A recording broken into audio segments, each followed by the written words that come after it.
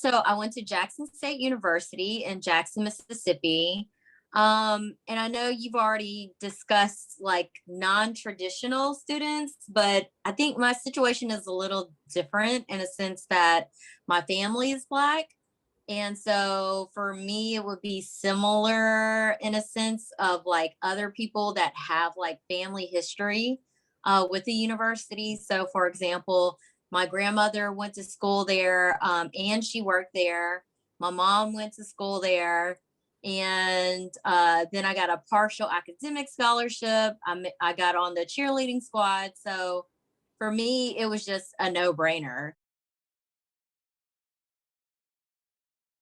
I did consider another HBCU. I did consider Spelman, but again, I was late. So didn't quite meet that deadline. And when I went to Jackson State University, after that first semester, I was completely sold, didn't think about going to another school. So finished my 4 years there and did another 2 years for a master's program.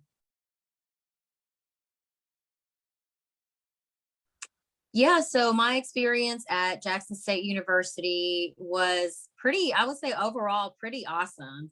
Of course, being different, looking different, like you still have people, that haven't been fully exposed, aren't that educated. So I still had to deal with some people that would pick on me or bully me, but it was like not a lot of people. It wasn't like what I had to experience when I was in elementary school.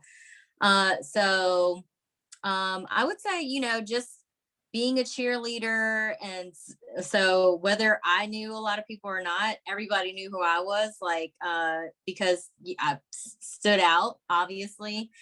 And so, it was just cool, like just meeting different people and that really helped to acclimate me to into the school and meet more people by being more social in that sense and involved in an activity like being a cheerleader.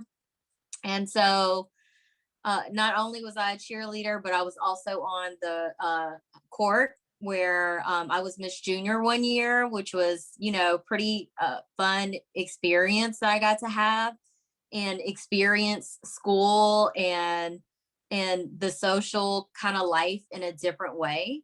So that was pretty exciting. And I would say, best of all, just the friendships that I was able to develop that are like have been lifelong friendships. And now these people are like family for me.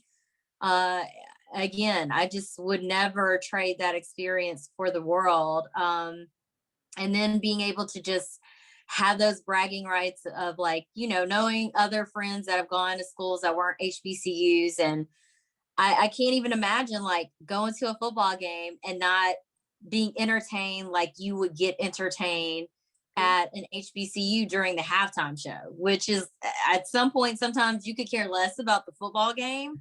You're like, when's the halftime show going to start?